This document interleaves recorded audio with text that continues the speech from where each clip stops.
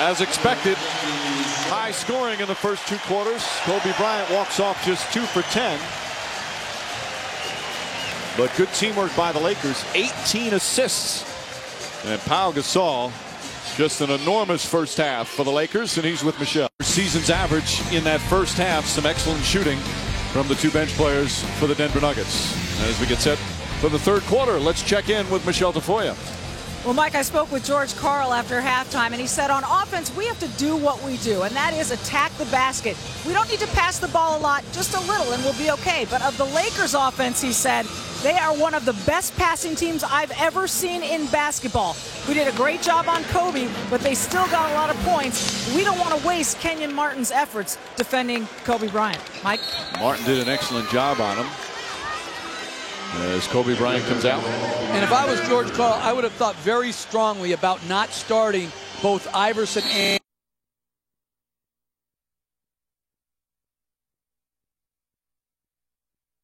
somebody so that there's more natural matchups. Carter right now on Radmanovic, who is 6'10". Gasol left open. Carter trying to harass him. And Camby with a reach-in foul. So Carter picks up. Well, they're going to call it on Camby. First on Camby. It really shows you the advantage of the trade for Pau Gasol. Struggling Kobe Bryant, you now have another home run hitter that can score and take the pressure off. So Gasol knocks down the first. Pau Gasol was acquired back on February 1st in that trade that saw Kwame Brown, Javaris Crittenton, Aaron McKee, Powell's younger brother Marc Gasol, who's going to be a good player, and 2 first-round picks. And what a huge trade it was for Gasol, who spent the first 6.5 years in Memphis with the Grizzlies. Just repeat those names, please. I mean, I just still don't get it. That sounded like he was trying to make it sound like it was a good trade. Oh, alley-oop. Martin can't finish it. I'm just reporting the facts. It's a rebuilding trade for Memphis. Bryant lost it, gets it back. Tough shot. Backer won't go. Ball tipped out. Here comes Iverson. Carter with the jump shot. And Carmelo Anthony, the rebound, goes right back up. Offensive foul on Carmelo Anthony. That's his third. Odom draws the charge. Pursuit back on defense by the Lakers. You give up a second shot opportunity, but Lamar Odom back in the picture. Gets in position. Charge on Anthony.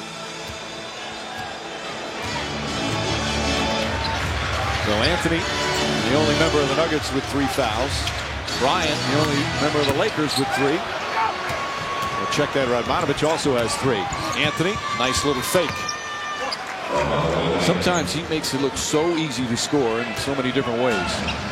He's an assassin on the offensive end. He really has the entire package. The ability to stretch the defense with his long ball shooting ability, and then puts the ball on the floor and can also post. Easy shot won't go, but Gasol right there for the follow. But again, because now Carter's matched up against Radmanovic, Camby has to come over because of the huge size mismatch, which leaves Gasol free for the second shot. Alley-oop. Can't get it to go. Gasol another rebound. Now Gasol in his first playoff game of the Lakers continuing to put up excellent numbers. Here's the mismatch. No double team. Radmanovic can't get it to fall. Odom.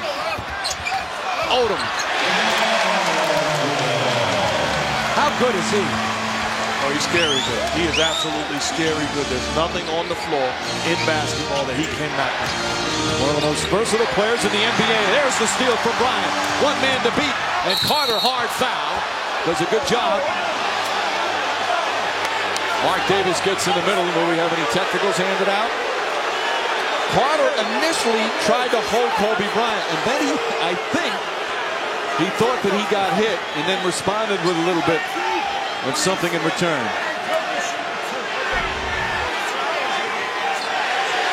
Now just tries to hold him. Then there's that shove at the end. You see him hold his left eye, Carter. He thought Kobe Bryant did something back at him. Well, he got hit with an elbow, but it wasn't intentional because of the momentum carrying them afterwards. Good hard foul by Anthony Carter, but loses his head on the contact from Bryant. So Carter gets hit with a technical foul. So first there'll be the technical free throw and then 2 on the personal foul. As Kobe Bryant hears the MVP chants that he's heard all season long. First opening night, he didn't hear MVP chants. You see the swing back afterward. The left arm of Kobe Bryant hits Anthony in the face, but nothing intentional at all. And that's what George Karl is arguing. He's saying, hey, wait a minute. If you're going to call a technical, call it on both.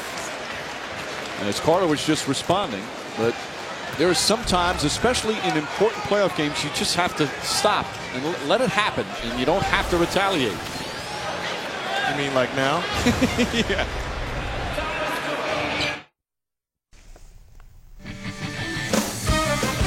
The 2008 NBA Playoffs on ABC.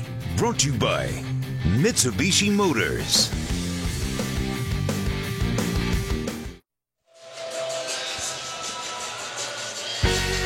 Early third quarter here in Los Angeles. Game one between the Lakers and the Nuggets. This is day two of the playoffs. Day one had some thrilling games, some road victories. Of course, all highlighted by the Suns losing to the Spurs in double overtime. Tim Duncan had 40, including his first three-pointer of the season. One that tied it to force the second overtime. Set up beautifully.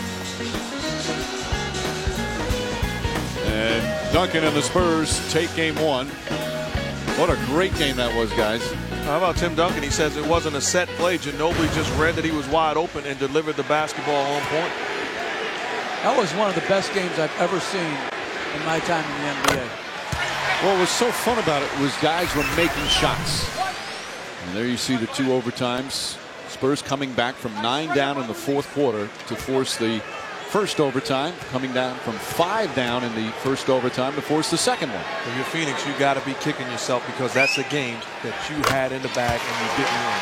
Brian hits it, but Jeff, you always maintain, no matter what happens in one game, it's just completely forgotten as you go on, correct? There is no such thing as momentum either. You just keep playing, do the best you can, make your adjustments, come out, and you would hope if you're Phoenix to play with the same type of lead in game two. Anthony Carter. And it's a 7-point game.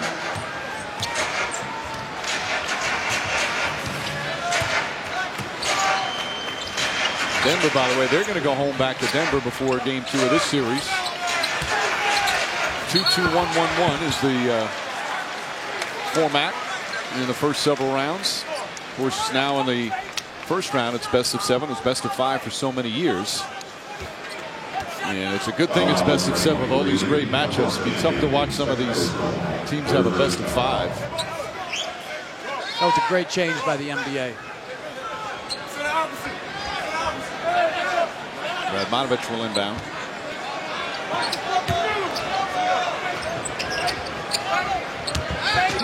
Fisher. The Nuggets once again going zone because Lakers trying to find Radmanovich on the post. Canby upset with that call. That's his third foul. Reminder, the NASCAR Nationwide Series back on ABC Saturday afternoon. The Aaron's 312 at Talladega. Coverage begins with NASCAR Countdown at 2:30 Eastern. Dennis Kleza will come back into the game. And I like this substitution because it's going to take, I believe, one of the smaller guards off the floor in Anthony Carter. And with Iverson and... No, I'm wrong. They're going to keep the small point guards? No, Carter's coming down. They're going to be down. They're minus 14 right now when they play Carter and Iverson together. So Carter will sit. The zone really worked for Denver in the first half. The Lakers, one of their worst losses of the season was a home loss to Memphis. And in that game, the Grizzlies played a lot of zone. Lakers pumped up 45 three-point attempts in that game and lost. So there's been a little success zone defense-wise against the Lakers this year. Iverson, nice pass, but Canby throws up a wild shot. He thought he was fouled. Shot clock did not reset. Down to 4. Anthony jump shot. Canby tried a touch pass to Kleza, and it goes out of bounds. And you look and you see Pau Gasol that whole possession. Extends Allen Iverson off the pick and roll, forces him to go wide, gets back into the paint, and then closes out and contests the jump shot of Carmelo Anthony. Picture perfect defense by Gasol.